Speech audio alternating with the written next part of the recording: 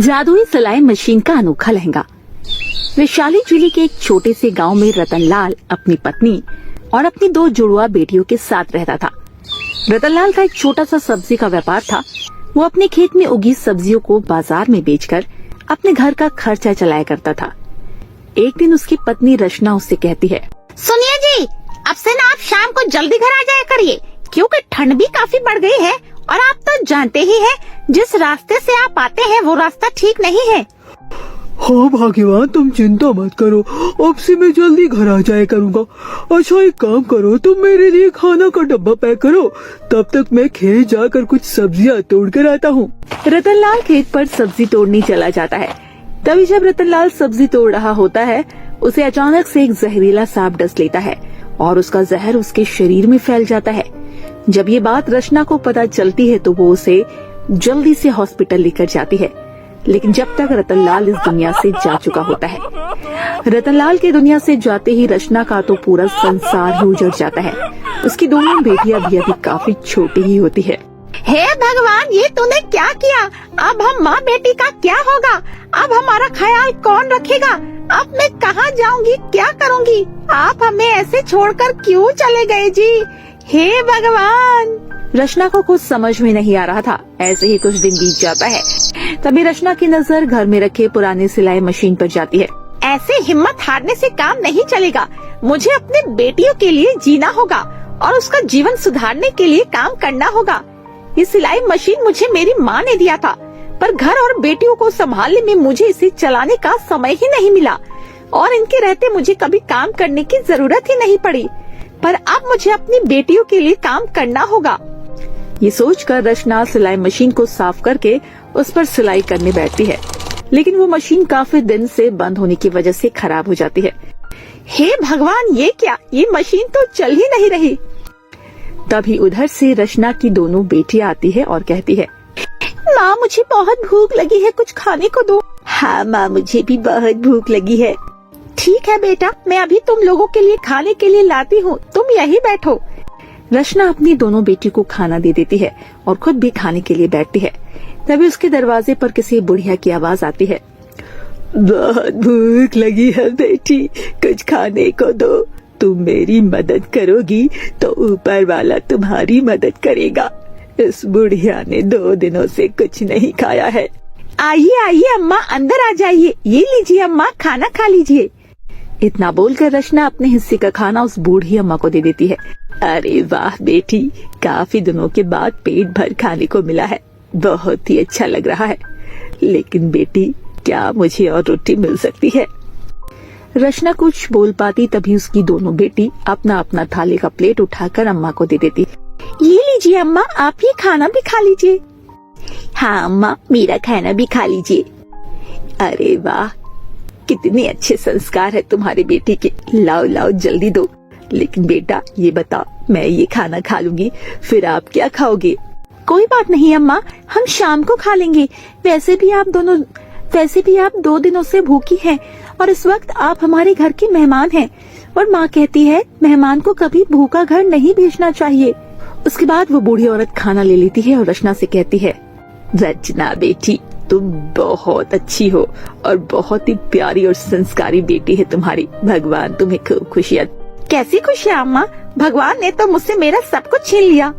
उसके बाद रचना अपने बारे में सब कुछ उस बूढ़ी अम्मा को बताती है। देखो बेटी, मैं तुम्हारा दुख समझ सकती हूँ, लेकिन विधि के विधान को कोई नहीं बदल सकता। जो लिखा है वो होकर रहता है। पर बेटी, मैं तेरे लिए इतना जरूर कर सकती हूँ। ये ले जादुई जल। इस जल को तुम अपने पुराने सिलाई मशीन पर छिड़क देना, जिससे तुम्हारा ये पुराना सिलाई मशीन जादुई हो जाएगा। इतना बोलकर वो बूढ़ी अम्मा वहाँ से चली जाती है। रचना को उस बूढ़ी अम्मा की बात पर कोई यकीन तो नहीं होता, लेकिन वो उनके कहे अनुसार जादुई सिलाई मशीन पर वो पानी छिड़क देती है। उसके बाद वो अपनी बेटियों से बोलती है, मुझे माफ कर दे बेटी, घर में बिल्कुल भी राशन नहीं है, वरना मैं तुम लोगों के लिए फिर से खाना बना देती। काश घर में कुछ दिन का राशन और होता। रचना जैसे ये बोलती है वैसे ही उसके घर में राशन अपने आप आ जाता है। अरे ये क्या? ये यहाँ पर राशन कहाँ से आ गया? कहीं अम्मा की कही हुई बात सच तो नहीं है? हे जादुई सिलाई मशीन, मेरी बेटियों के लिए अच्छा अच्छा खाना दीजिए। तभी वहाँ पर तरह तरह के पकवान आ जाते हैं। ये देखकर रचना बहुत खुश होती है। आपका बहुत बहुत शुक्रिया जादुई सिलाई मशीन, लेकिन मैं अब आपके जादू से कुछ और नहीं मांगूंगी।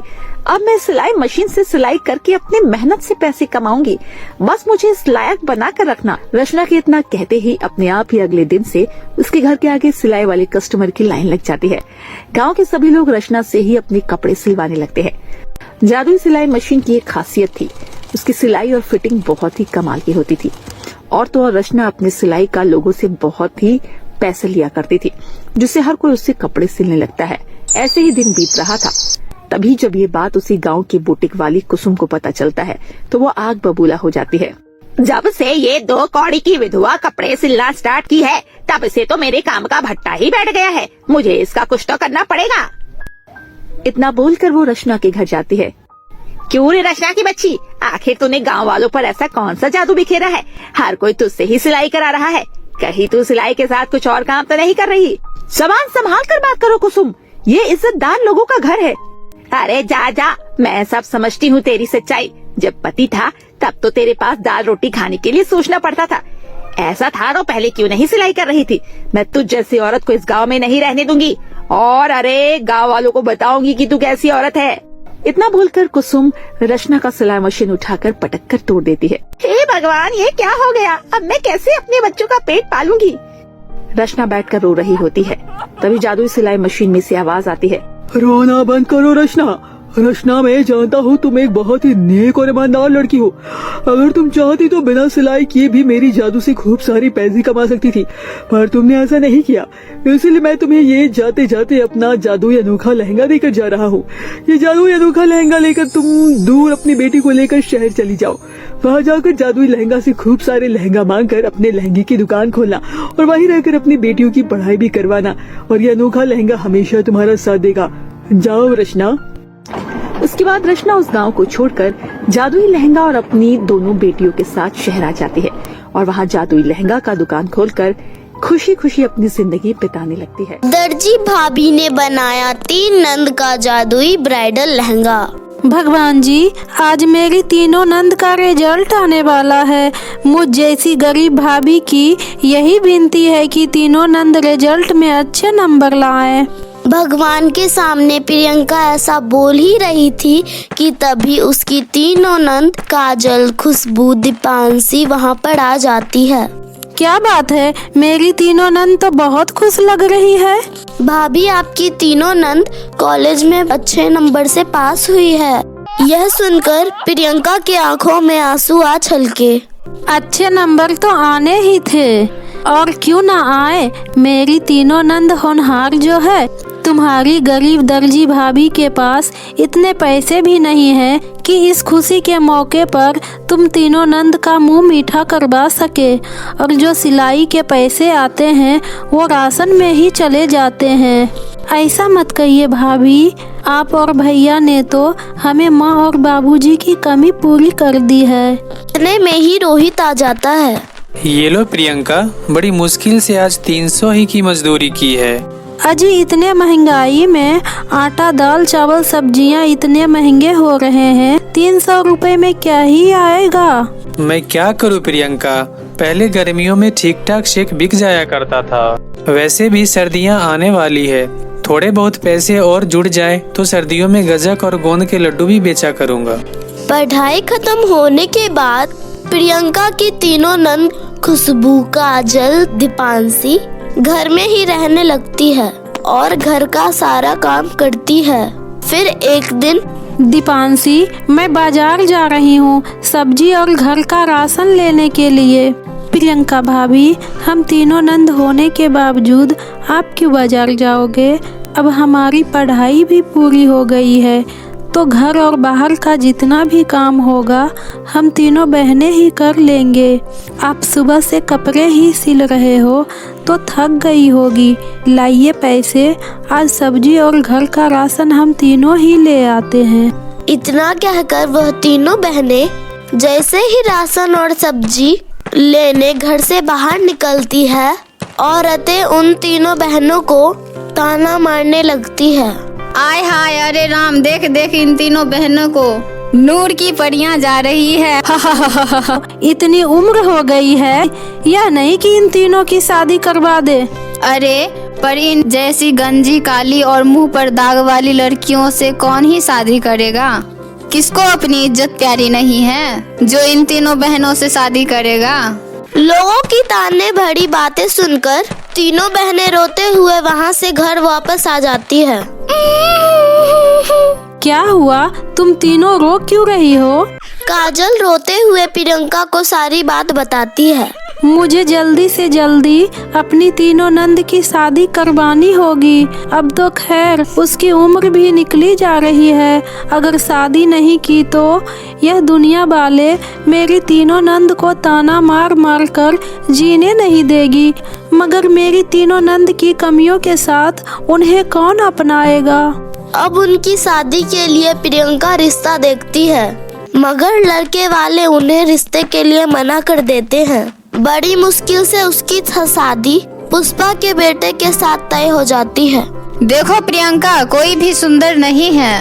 एक गंजी है तो दूसरी काली है और तीसरे के मुंह पे दाग और दाने हैं। यह तो मेरा बड़प्पन है कि इस रिश्ते के लिए मान गई, मगर बिना दहेज का नहीं चलेगा। बस 15 लाख दहेज दे दो और तीनों को दुल्हन के अच्छे जोड़े में विदाई कर दो। वैसे भी इतने महंगाई में कौन तुम्हारी नंद से शादी करेगा? कुछ तुमसे ज्यादा थोड़ी ना मांग रहे हैं। प्रियंका दहेज के लिए मान जाती है और दिन रात एक करके सिलाई करने लगती है। एक एक पैसे जोड़कर वह अपनी तीनों नंद के लिए दहेज इकट्ठा करने लगती है। मैंने पुष्पा जी से तो कह दी है, पर इतने दहेज मैं कहाँ से लाऊंगी? यही सोचते सोचते प्रियंका जो ब्लाउज सिल रही थी वह खराब हो गया। हे भगवान, ये ब्लाउज तो पूरी तरह खराब हो गया। अब मैं शर्मिला जी से क्या जवाब दूंगी? इतने में ही वहाँ शर्मिला आ जाती है और उसे सुनाने भला बुरा कहने लगती है। ये क्या किया तुमने? मेरा ब्लाउज खराब कर दिया। यह मेरी कीमती साड़ी का सेट था। मुझे तुम जैसे 2 कौड़ी की दर्जी को कपड़ा देना ही नहीं था। इसके पैसे तुम दोगी। इसके बाद से प्रियंका के पास सिलाई के लिए काम आना बंद हो जाता है। हार कर वह अपने तन के गहने को बेचकर शादी की तैयारी करती है। इसी बीच वहाँ एक बुढ़िया आती है। बेटी, शादी का घर है, मुझ गरीब बुढ़िया को कुछ खाने का दोगी? तभी प्रियंका घर के अंदर जाकर ओखली में रखा हुआ धान निकालकर उस बुढ़िया को दे देती है और कहती है, यह लो अम्मा, मुझ गरीब दर्जी के पास आपको देने के लिए बस थोड़ा सा धान ही है। घर की हालत ठीक नहीं है, वरना बहुत कुछ दे देती। कोई बात नहीं है बेटी, ये लो मेरी तरफ से, और तुम चिंता मत करो। तुम अपनी नंद की शादी बड़े ही धूमधाम से करोगी कि सब देखते ही रह जाएंगे। यह कपड़ा तुम्हारे बहुत काम आने वाला है। बुढ़िया अपनी पोटली में से वह मखमली लाल कपड़ा प्रियंका को दे देती है और वहाँ से चली जाती है। इतना सा कपड़ा, पर इससे क्या बन पाएगा? काश यह कपड़ा बड़ा होता तो मैं अपनी नंद के लिए शादी का जोड़ा बना पाती। गरीब दर्जी प्रियंका के इतना कहते ही वह मखमली लाल कपड़ा चमकने लगा और अचानक से बड़ा हो गया। इसका मतलब यह जादुई मखमली लाल कपड़ा है। मैं तो इससे अपनी तीनों नंद के लिए ब्राइडल लहंगा बना सकती हूँ। हाँ, अब मेरी तीनों नंद शादी के जोड़े में ही विदा होगी। ऐसा कहते हुए प्रियंका के आंखों में खुशी के आंसू आ छलके और वह तुरंत घर के अंदर जाकर अपनी तीनों नंद के लिए ब्राइडल लहंगा सिलने में लग जाती है। और 2 दिन के अंदर वह गरीब दर्जी भाभी अपनी तीनों नंद के लिए लहंगा सिलकर तैयार कर लेती है। काजल, खुशबू, दीपांशी, जरा इधर तो आना। जी भाभी, आपने मुझे बुलाया, कोई काम था क्या? कोई काम तो नहीं था, पर कुछ दिखाना था। ये देखो, मैंने तुम तीनों के लिए ब्राइडल लहंगा सिला है, एक बार पहनकर देख लो। कहीं कोई फिटिंग में कमी तो नहीं है? अगर फिटिंग में कोई कमी होगी तो मैं उसे ठीक कर दूंगी। तीनों नंद अंदर जाकर ब्राइडल लहंगा पहनकर आती है। आपने तो सचमुच बहुत सुंदर ब्राइडल लहंगा सिला है, मगर जितना यह सुंदर ब्राइडल लहंगा है उतनी ही हम तीनों बदसूरत हैं। हाँ भाभी, काश मैं गोरी होती तो कितनी सुंदर लगती इस ब्राइडल लहंगे में। दीपांशी के इतना कहते ही उस ब्राइडल लहंगे से एक सुनहरी रोशनी होती है और उसका काला रंग गोरा हो जाता है। यह तो चमत्कार हो गया। लगता है यह ब्राइडल लहंगा कोई मामूली लहंगा नहीं, जादुई लहंगा है। अगर सच में ऐसा है तो मैं भी इस जादुई लहंगे को आजमाना चाहती हूँ। ये जादुई ब्राइडल लहंगे, मेरे सर का गंजापन दूर कर दो और मुझे घने बाल दे दो। इसी के साथ खुशबू के जादुई ब्राइडल लहंगे में से एक सुनहरी रोशनी होती है और खुशबू के सर पर घने और लंबे बाल आ जाते हैं। ये तो सचमुच में कमाल हो गया। अब कोई मुझे गंजा नहीं कहेगा। देखो प्रियंका भाभी, मेरे तो सर पर लंबे घने बाल आ गए हैं। तब तो मेरा भी ब्राइडल लहंगा जादुई होगा। ए मेरे जादुई ब्राइडल लहंगे, मैं चाहती हूँ कि मेरे मुंह के दाग और धब्बे चले जाएं। मुझे औरों की तरह सुंदर बना दो। काजल के इतना बोलते ही उस ब्राइडल लहंगे में से एक सुनहरी रोशनी होती है और काजल के दाग और धब्बे चले जाते हैं। वह सुंदर दिखने लगती है। अब शादी का दिन भी आ जाता है। प्रियंका की तीनों नंद काजल, खुशबू, दीपांशी अपनी गरीब दर्जी भाभी के सिले हुए ब्राइडल लहंगे को पहनकर दुल्हन बनती है। जहाँ शादी के घर आंगन में गीत बज रहे थे और वहाँ पर बाराती आ जाते हैं। प्रियंका तीनों नंद को मंडप में ले जाती है, जहाँ बड़े ही धूमधाम से उनकी शादी होती है। और जो भी उस दर्जी भाभी के सिले ब्राइडल लहंगे को देखता है वह देखता ही रह जाता है। इसके बाद से दर्जी प्रियंका को अब हाई फाई लहंगे सिलने का ऑर्डर आने लगता है।